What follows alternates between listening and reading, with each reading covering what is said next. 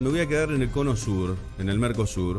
Ustedes saben bien que veníamos hablando durante esta semana la noticia que circuló por todos los medios, en donde luego de esa trunca reunión que tuvieron los primeros mandatarios del Mercosur, en ese desaire, si se quiere, y ese enojo que perpetuó, o espetó, mejor dicho, el presidente argentino, básicamente con Uruguay, cuando entendió que el argentino, le habían dicho que la Argentina hoy era un lastre en materia económica para los negocios a nivel mundial por parte del bloque del Mercosur.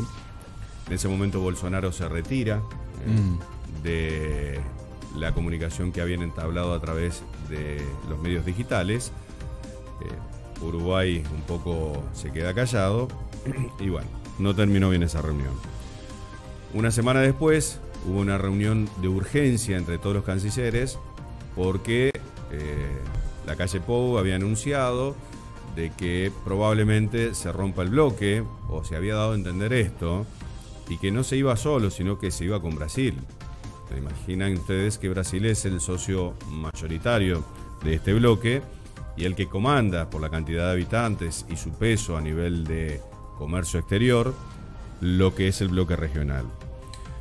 Hubo una reunión de cancilleres, se llegó a un acuerdo de que en el mes entrante van a volver a reunirse, y lo que está buscando tanto Uruguay, como nos explicó Robert Rocha hace un par de días atrás, es flexibilizar las cuestiones de la rigidez que se tienen para determinar comercios de cada uno de los países con otros países del mundo. Porque si no firma todo el bloque, se ve impedido algún que otro país en llevar adelante negociaciones que consideran que son favorables para cada uno de los mismos o de los miembros integrantes.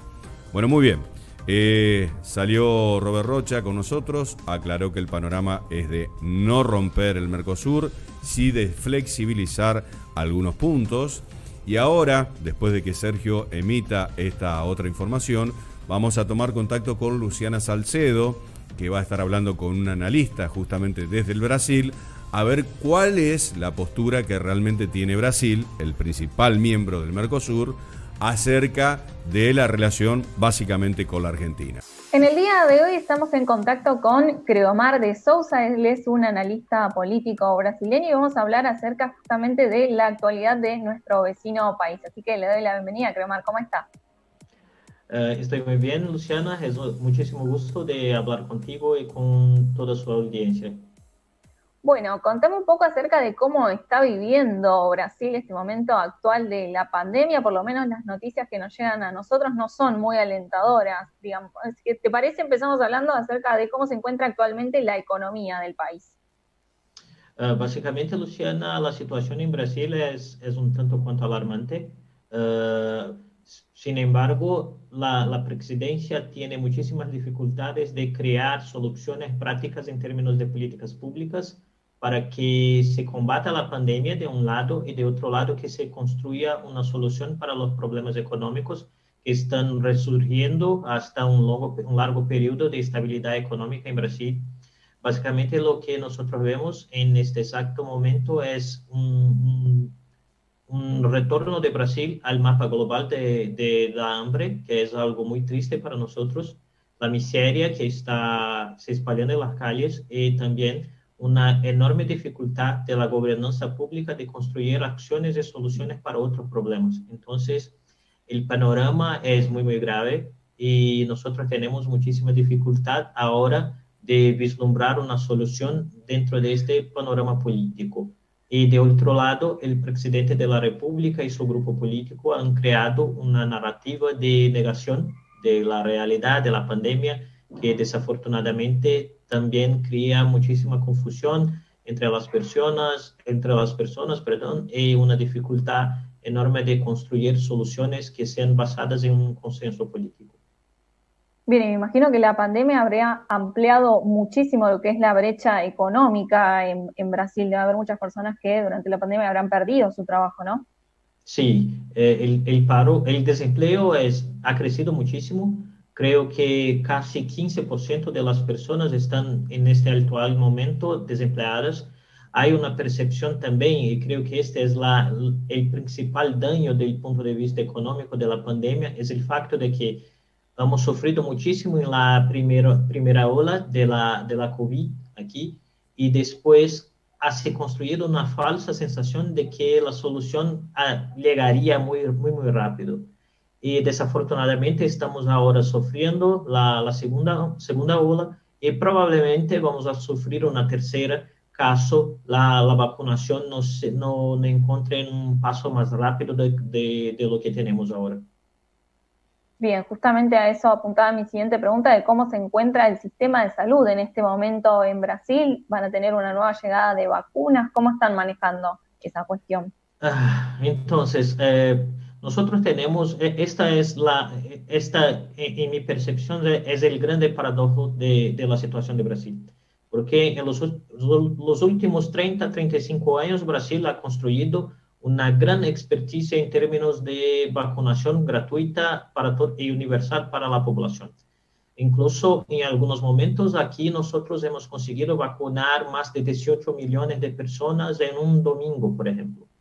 Pero en este exacto momento nosotros observamos una situación en que por una serie de errores del sistema político como un todo, el presidente, los gobernadores, los alcaldes de las ciudades, el sistema único de salud, que es nuestro sistema, ha en algún sentido entrado en colapso y no tiene la capacidad de un lado de atender a las personas que están sufriendo con la COVID y de otro de vacunar a las personas en una gran cantidad.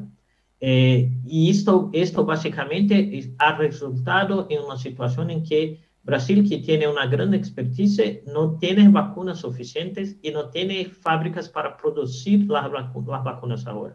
Entonces, somos muy dependientes de la importación. Hemos recibido ayer un millón de dosis de Pfizer. Hay una promesa de que recibiremos otros 100 millones de dosis hasta septiembre. Pero nosotros aquí estamos en medio de esta guerra geopolítica por las vacunas y los equívocos del gobierno han creado una situación muy complicada para nosotros. Claro, ha fallado desde los puntos más altos, digamos, de la política, porque recordemos que Bolsonaro siempre ha negado, digamos, la importancia y la gravedad del coronavirus. Él lo tomaba como bien decía una gripecina y entonces de ahí para abajo hubo una seguidilla de mal manejo de todas las medidas que han tenido que tomar. Sí, básicamente nosotros estamos sufriendo ahora los equívocos estratégicos y narrativos que el presidente ha construido en el último año. Básicamente, cuando empezó esta narrativa de decir que era una gripecina, como decimos aquí en Brasil, se negó a hacer contactos y contratos con los fornecedores de vacunas y ha creado, creo que esto es muy importante, ha creado dificultades para el Estado de São Paulo, que ha construido un contrato muy ventajoso para nosotros en términos de importación y producción de la Coronavac. La politización de esta cuestión ha creado una serie de retrasos y una serie de percepciones negativas cerca de Brasil. Entonces, ahora cuando nosotros volvemos a esta situación en que necesitamos establecer un diálogo o comprar vacunas, no hay vacunas en el mercado, de un lado, y de otro, los laboratorios no tienen la confidencia de que Brasil va a cumplir los acuerdos y los contratos que estamos señalando. Entonces, creo que esta es una función de dos problemas muy graves. Un de confidencia en la capacidad del gobierno brasileño de asumir compromisos y otro de la eficacia por parte de la población de que el gobierno tenga la capacidad de efectivamente vacunar a las personas. Bien, y en la vida diaria, ¿la sociedad cómo toma las medidas que ha implementado Bolsonaro desde el comienzo de la pandemia hasta ahora? Me imagino que su imagen positiva debe haber bajado un poco, ¿no? Sí. Hoy, básicamente, casi 60% de los electores consideran la conducción de Bolsonaro muy mala en términos de la pandemia. Pero es importante aclarar el facto de que Brasil ha construido una grandísima polarización política en los últimos años. Y por eso, al mismo paso que Bolsonaro sufre de una percepción negativa de una cantidad enorme de electores, de otro lado, su piso de popularidad nunca ha sido menor que 25%. que significa decir que Bolsonaro, mismo con todos los errores, aún es muy fuerte en términos competitivos electoralmente, y esto crea una situación que es un tanto cuanto alarmante en términos del próximo proceso electoral, donde nosotros vislumbramos la posibilidad muy clara de que la polarización sea una fuerza de destrucción y de enflaquecimiento de la democracia en Brasil. Bien, y continuando la línea política de lo que veníamos hablando, podría llegar a suceder que Brasil quiera irse de lo que es el Mercosur. ¿Por qué han planteado esta cuestión junto con su ministro de Economía? Creo que en términos de Mercosur, desde la campaña electoral, Bolsonaro ha asumido una posición que es muy favorable para algunos pequeños sectores de la economía brasileña que no creen que el Mercosur sea una salida eficiente para resolución de los problemas económicos y tiene como decir, un desprecio por la cuestión geopolítica de balance, de equilibrio y de una buena relación entre Brasil, Argentina, Uruguay y Paraguay. Estas voces han vocalizado sobremanera el ministro de la Economía, Paulo Guedes, que tiene una concepción más liberal de la economía, pero es un tipo de liberalismo más retrasado, es posible decir eso después de 2 años de gobierno, y que comprende que las salidas son acuerdos bilaterales con otros países y observa Mercosur sin evidencias claras. Creo que es importante decir esto que considera Mercosur como un tipo de retraso al avance de Brasil en términos comerciales.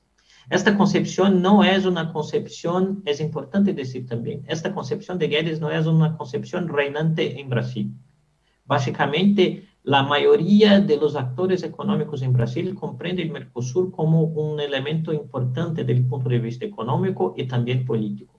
Entonces, al mismo paso que el gobierno tiene este intento de disminuir la importancia del bloque, de otro lado, como nosotros observamos una pérdida gradativa de la capacidad del gobierno de implementar buenas políticas públicas, se percibe que es importante que en algún momento o sobremanera después de las elecciones se haga una revisitación al Mercosur y probablemente si tendremos un presidente en 2023 que no sea Bolsonaro, vamos a encarar la reconstrucción del Mercosur como algo muy, muy importante para Brasil.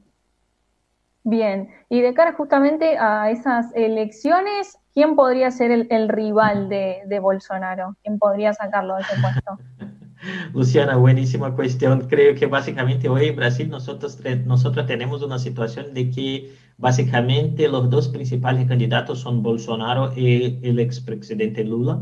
Lula está rehabilitado a las elecciones y eso ha dado mucha fuerza a su narrativa política porque él ahora puede probar en determinado sentido de que ha sufrido una persecución política y no judicial. Y eso está cambiando el panorama de las elecciones. En algún sentido, a medida que Lula es más fuerte en términos de las encuestas electorales, perdón, ha hablado pesquisa anteriormente, pesquisas portuguesas, perdón. Se mezcla, no hay problema. A medida que Lula ha performado en una posición mejor en términos de las encuestas, Bolsonaro ha asumido un comportamiento que sea más radical. Me parece que este es el gran riesgo futuro para la democracia, una elección que tendremos un Bolsonaro radicalizando a la derecha y un Lula radicalizando a la izquierda. Hasta el presente momento, de otro lado, Lula ha asumido un comportamiento que no es de radicalización, ha sido mucho más comedido en sus declaraciones, intentando construir puentes. Pero nosotros no sabemos cuándo la campaña comience en facto, cómo ambos van a reaccionar y sobremanera cómo va a ser una eventual presidencia en 2023, que sea Lula o que sea Bolsonaro. Partes importantes de la sociedad en Brasil ansían por la llegada de una tercera vía, pero aún nosotros no tenemos nombres o votos que sean suficientemente fuertes para esta acción. Bien, perfecto, Creomar, nos has dado un panorama súper completo, así que te agradezco muchísimo esta comunicación. Gracias, Luciana. Siempre un placer hablar con vosotros en Argentina. Ahí teníamos entonces la palabra de Creomar de Sousa, analista político brasileño, contándonos un poco acerca de cómo se está viviendo la pandemia del COVID-19 en Brasil, como así también una posible salida del Mercosur del país.